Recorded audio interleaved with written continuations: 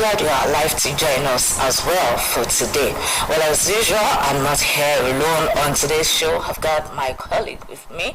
Zaid, it's nice to have you on the show. Of course, Shade, good morning to you. Of course, good morning to a viewer joining us again this beautiful Friday morning. It's safe to say it's the home stretch of this edition, particularly as it's the last for the month of March 2023. So you check the calendar, this is the last day.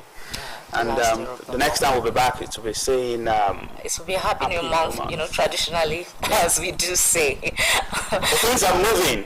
Yes, that's just the most important things. Things are evolving, happening on every day. So just try as much as possible to catch up with it, and that's part of why we are always here too.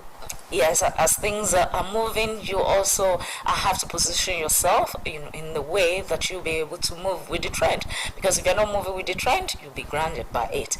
Well, straight to our newspaper headlines for today. Well, first let me take you through Daily Trust for today. What are the headlines for you? Labour cautions FG on petrol subsidy removal. The debate to remove or to sustain the petrol subsidy has been a major debate, in the media space for a while. So Labour cautions FG on petrol subsidy removal. So that story says Nigerians worried over unclear palliative plan. Cost of living to rise by 200%, experts say. Incoming administration must make refineries' rail system work. Well, details of that story you find on page 4 of Daily Trust for today.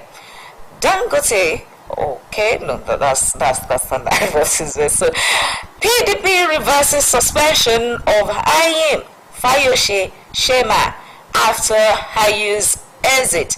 Details of that story you find on page 11 of Daily Trust, and I think nearly all the newspaper for today are having the story. I think it was last week or sometime 2 weeks ago when the PDP announced the suspensions of these stalwarts in the party, but now they've been reversed. You want to know why the reversal? Check page 11 of Daily Trust. Ramadan, Daily Trust Foundation, there are donations, people, to spread the love during Ramadan. Nigeria's debt rose to 46.25 trillion in 2022. He's saying this, DMO. We check details of this on page 18 of the Daily Trust as well. And here we also have name interim government plotters. Well, CDO tells DSS that they should name those people planning the interim government, and you can find that on page 26. I guess that's one question that everybody tend to ask. If you know the people plotting the interim government, then come out with the names and let's have them head on. Well, and also police grill National Assembly officials over 500 million misappropriation. Details of that story you find on page 5.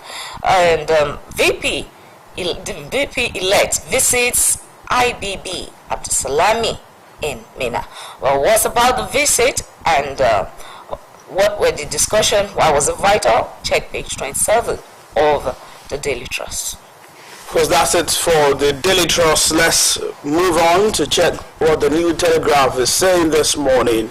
And it's leading with this one. Kwankwaso, if Buhari wanted free, fair, credible polls, he would have it. That's coming from the presidential candidate of the New Nigeria's People Party. Says Tinubu can't lead without people's acceptance. INEC abandoned constitutional responsibility that's credited to Senator Yusuf. Supreme Court dismisses Nwajuba's suit challenging Tinubu's candidacy. But you see a picture also in the front page of the New Telegraph, right there in Lagos, that of the governor, his deputy, you see their wives, and also the speaker. of the Lagos State House of Assembly, displaying their certificate of return, which were issued them by INEC. That's part of what you see in the front page of the New Telegraph. Other headlines in the front page of the New Telegraph: PDP overrules IU, reverses IM, fire Sherma over suspension. You have this one: as party moves to reconcile leaders, stakeholders. Benue chapter suspends IU's ward ESCO. That's where it all, some say began from. The suspension of the erstwhile national chairman of the PDP, that's IU, by his ward ESCO. But now, while the National Working Committee are also, reversing the suspension of some leaders of the party, we have, executive at the ward ESCO in Benue State also now going on suspension. So let's see how that will also progress. Part of the things happening in the camp of the People's Democratic Party. Other headlines in the New Telegraph: Nigeria's total debt stock hits 46.25 trillion naira. Also see this one: insecurity, NAF strike kills scores of terrorists. Over 2,000 cattle recovered. CDS charges troops to smoke out Boko Haram. ISWAP from Borno hideouts. Army rescues 9 kidnapped victims in Abia, Imo. Matawale, our new Naira policy cost me re-election. That's coming from the governor of Zamfara State.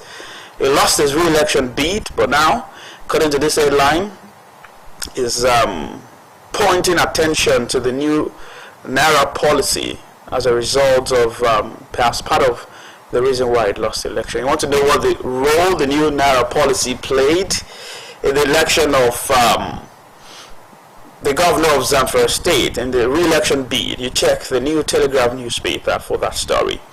You also see this one: money laundering. CCB summons Keyamo Achimogu over petition against Atiku. Tension as Shiites clash with police in Abuja. Vows to sustain protest indefinitely. But here is a study from the New Telegraph. I like this study part, just for us to get to know some of the things we need to do. Study: lack of sleep could lead to bare belly. Lack of sleep could lead to bare belly. What does that mean? If you don't sleep well, there is a repercussion for that. And that's what the bare belly is. So you want to check the study in the New Telegraph newspaper. Those are the headlines in the New Telegraph. If you pick that, you get those stories and more from that paper. Alright, we'll take you again to the Daily Independent. PDP cancels Fayose Chairman IM's suspension after IU's exit, where reverses referral of Governor Otom to National Disciplinary Committee, then recognizes imperativeness of total reconciliation among party leaders. I guess that is very key, to rebuilding or strengthening their party, as it were. Okay, check details of that story, beginning from the front page of the Daily Independent. And also on the Daily Independent this morning says, vested interests behind massive deforestation, charcoal business, and the likes. Check page 29 of the Daily Independent. That's the federal government saying that it has vested interest behind massive deforestation and charcoal business in the country. Right, as to that story, it says accuses governors over flooding and erosion. Nigeria's debt stock hits 46 trillion naira. That is according to DMO. How is it? Check details on page 29 of the Daily Independent. Well, also, unions vow to resist planned demolition of aviation agencies' offices in Lagos. We check on page 6 of the Daily Independent.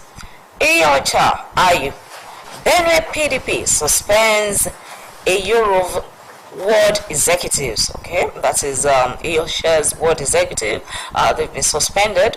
Why is that? You check on page 7 of the Daily Independent as well. Then also on the Daily Independent is the story: Nigerians in US get permission to protest 2023 presidential poll election results. However, it seems the protest is more out of the country than within. Why are they protesting? Well, check details of the story also on Daily Independent for this morning. And there is this other one: alleged Atiku's SPV, CCV summons Keyamo, asks him to produce Achimugu.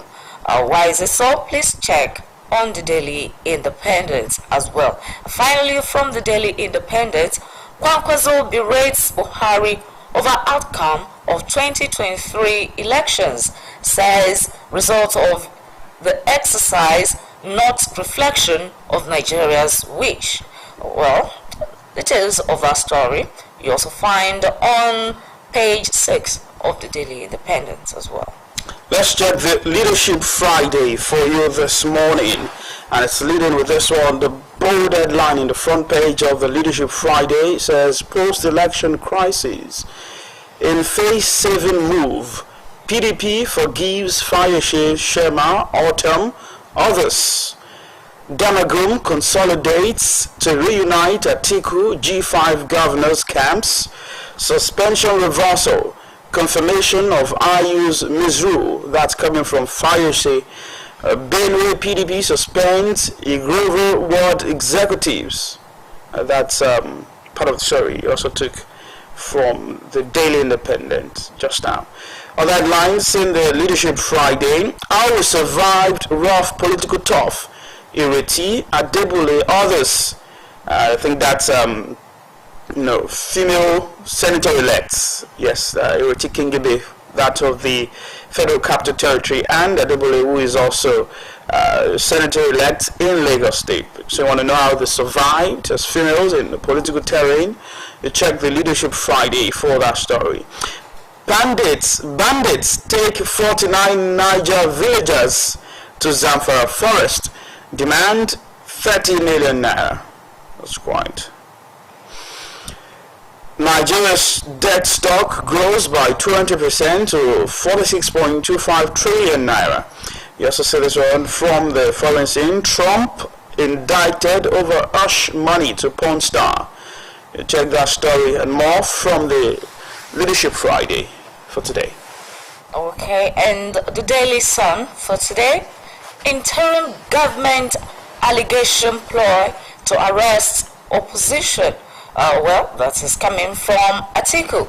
This challenges DSS to name those behind the plot. When counters out, says LP. Such plan will be major setback, says Agbakuba. Check details of the story on page 6 of the Daily Sun for today. Nigerians in US secure permit to protest over February 25th general election. Details of that story is on page 26 of the Daily Sun. So know why the protests and what they are driving at. And also here, there's also the picture of Governor Sanwo-Olu and the wife, others receiving the certificate of return. And APC petitions NBC over Baba amends no president-elect comment. Well, that's on page 6 of the Daily Sun. Sanwo-Olu, Mba, Abiodun, Mutwang, Aliyu wave olive branch as more governors and lawmakers elect receive certificates. Also, we did not issue sit at home in Lagos, says IPOB. Southeast elders take attack on Igbo to international communities. Details of that story is on page 29 of the Daily Sun. Alleged manslaughter. Court admits Chrisland staff to bail. Find details of that story on page 4 of the Daily Sun. And lastly, from the Daily Sun, alleged vote buying. Supreme Court dismisses ex-minister's suit against Tinubu and Atiku. That's on page 28 of the Daily Sun for this morning. Let's check The Guardian for you. The Guardian newspaper is leading with this story in the front page. Obedience protest in US. LP distances self from interim government. Right as to that headline, APC kicks as US approve White House pack for anti-Tinubu rally. Lalong, interim government advocates are daydreamers. Name, arrest those behind plot. IPAC chairman Agbakoba charge DSS. You also see this one, DSS alarm ploy to arrest Atiku Obi before May 29. Frank alleges. Uriwa, nothing wrong using legal means to stop Tinubu's inauguration. That's another twist to the story. Looking at what the DSS said about obtaining, court judgments just to stop the inauguration. Well, Uriwa is saying nothing wrong using legal means to stop Tinubu's inauguration. See how that will also go in terms of the development to that particular story. Call for interim government treasonable, warns SDP's Adebayo. Supreme Court dismisses Wajiba's suit seeking to disqualify Tinubu. SPV saga, CCB invites Keyamo to substantiate allegation against Atiku. You also see the story here. Aviation workers berate Sirika, vow to resist demolition of Lagos offices. Governments, financial institutions, others on alert as attacks on biometrics rise. That's also in the Guardian newspaper. What's the implication of that? Of course, we hope that the alert will ensure that all hands are on deck to counter the cyber attacks of some sort that's being targeted at governments and financial institutions. But hey, some prospective students of tertiary institutions in Nigeria who had to go through JAM UTME mock exams, they have sad stories to tell. Says this headline is capturing that experience. Tech itches, Ma UTME mock exams. Tech itches, Ma's UTME mock exams. That's on page 3 of the Guardian newspaper. But you also see this one, anchoring Africa's development, future on diasporans' shoulders. What does that mean? Even when they tell you that those in the diaspora at this time are also having a lot to battle with, but now we are anchoring our development and our future on diasporans. But somewhere in another daily, someone is calling on the government to stem the Japa tide, and that's Awolowo Dosumo. I know perhaps we still get to that story by the time we get to that particular daily. But those are the stories from the Guardian newspaper for you to check when you grab a copy. All right, so actually the story you've just taken is from the Nigerian Tribune. Well, let's start from there. African leaders must take urgent steps to stem Japa tide, Awolowo Dosumo says. Tax governments to leverage digital technologies in public service and other sectors. Details of our story is on page 13. But you just also read that for the country to develop, then we're having some reliance for Africa. For Africa to develop. Imagine Africa as a continent to develop. We are leveraging on the assistance from diasporans, and now somebody is calling for stemming down the Japa. Perhaps let those who are there already stay there, and the ones that are planning to go, just just find a way to make them stay. And But when you look at the who conversation, doesn't want to belong to the group of people that are going to change the story of the continent? that's why part of what the call from our Lord Dosmo is to envision ways to nurse the potential of the Nigerian youth, particularly who they live here, they go outside there, and they do great things. So why not just make them do some of those beautiful things right here in our country, rather than exporting our best brains to other countries. But that debate continues. How government will rise to the occasion. The incoming administration, looking at some of the campaign promises, looking at the speech he made after he was declared winner, anchored on the fact that he wants to really work with the youth. So we'll see how that one will also progress. Yes, and one of the vocal points, considering the youth, is the development of the technological sector.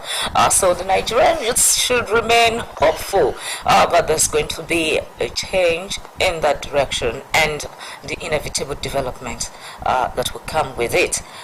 DMO, Nigeria's public debt, rises to 46.25 trillion naira. This cutting across almost all the newspapers for this morning. Check details of that also on page 6 of the Nigerian Tribune. And PDP squashes suspension of Shema Fayoshe Ayim, reverses Autumn's referral to disciplinary committee. Well, that's on page 12 of the Nigerian Tribune as well. While the sudden reversal, so of course some of the newspapers have said that it is just so that there could be a reconciliation and have it one house again in the People's Democratic Party. Details of that story please find on page 12 of the Nigerian Tribune for today. Supreme Court dismisses ex-minister Nwajuba's suit seeking to disqualify Tinubu and Atiku. Details of that story is on page 5 of the Nigerian Tribune. Then finally from the Nigerian Tribune this morning, NURTW threatens showdown with Ondo government over park managers. Well, find details of that on page 10 of the Nigerian Tribune. Interim government unconstitutional. Whoever calls for it commits felony, treason, says Agbakoba Aliyu Ayorinde. Others, then we are not part of insurrection plans, says Labour Party. Details of that story you find on page 12 of the Nigerian Tribune. Let's bring you this one from the Blueprint newspaper for today, 31st of March. And somewhere in the left corner, it's staring me in the face, says pay rise for civil servants awaits Buhari's approval. I think this is on the back of the interview journalist had with the Minister of Labour and Employment, Chris Ngige. How long that approval will come is also another thing. Pay rise for civil servants awaits Buhari's approval. That's on the Blueprint newspaper. Well, you also see this one. Interim government name arrest those behind plot that's coming from IPAC. We're not part of any insurrection. That's also coming from the Labour Party. Those are the stories you see in the Blueprint, or part of the story you see in the Blueprint. But somewhere also in the Blueprint you see this one. Popular madman arrested for molesting lady in Osun. But what's going to happen? Okay, you check that story for what is happening. Okay, because somebody who's already out of his senses, so how do you make sense of the case? It's something you should follow up. On. And on the News Direct this morning, also is the headline: PDP launches reconciliation, reverses suspension of Fayoshe Ayim and others, suspends investigation of Autumn by disciplinary committee, calls for synergy in Atiku's battle to reclaim a lost election bid. Well, details of that is on page 3 of the Nigeria News Direct. And we have it. Second term re-election victory. Abiodun Sanwo-Olu to exceed expectation of electorates. That's coming from the Basco. And also on the Nigerian News Direct this morning, we have this. Okay. I guess that's all from the Nigerian News Direct. All right, let's bring this the stories closer home this time around. Here in Ondo State, 26 Ondo House of Assembly members-elect received certificate of return. That happened yesterday at INEC headquarters here in Akure. And of course, if you had the opportunity to see how things went down yesterday, party loyalists, supporters, all making their way to that venue to identify with the lawmakers. But of course, it's also a call to service in terms of what the expectation of the people are on these selected lawmakers. Governor Akeredolu was at that event. He was represented by a special advisor on political and legislative matters, Dr. Jibayo Adeyeye, and it conveyed the message of the governor, which is for the elected lawmakers to work collectively for the progress of the state. It says Governor Akeredolu tasked incoming 26 lawmakers on progressive bills to develop Ondo State. You also find on the sidelines new Ondo State lawmakers pledging quality representation to constituents. Yes, that also happened. Speaking about how they will not let their people down. The mandate has been given to them.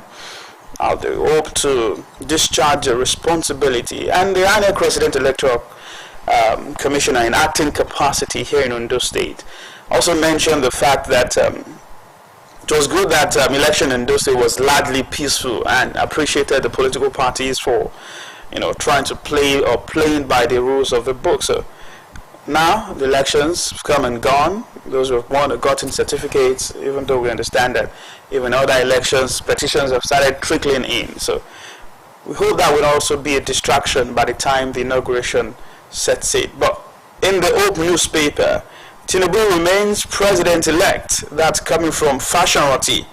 It says, the whole world is aware that I personally blessed and anointed Bola Ahmed Tinubu on October 30, 2022 in the presence of notable people from all parts of Yoruba land right here in my place in Akure. How can we then turn around and condemn the election of such a person? We never did so. That's credited to Ruben Fashion Roti. Also, the back and forth about where the Afenifere stand in the post-election issues. NDLEA arrest man with 228 kilogram cannabis in Akure. That's huge. Well, you also see a picture of a 10-year-old boy.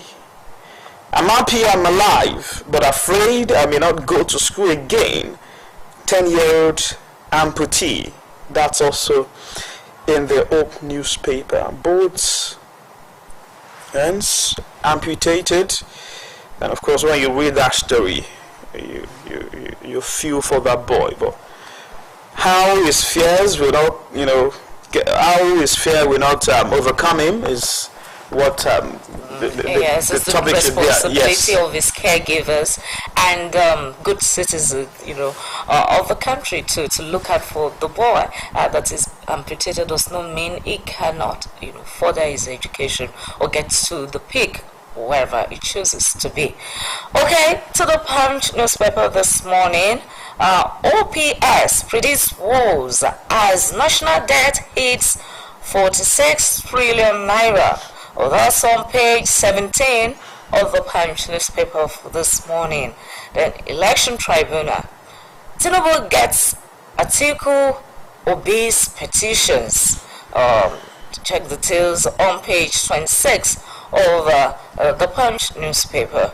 And also on the Punch newspaper is the high use story. PDP nullifies IM, fire shares suspension, sanctions word ESCO.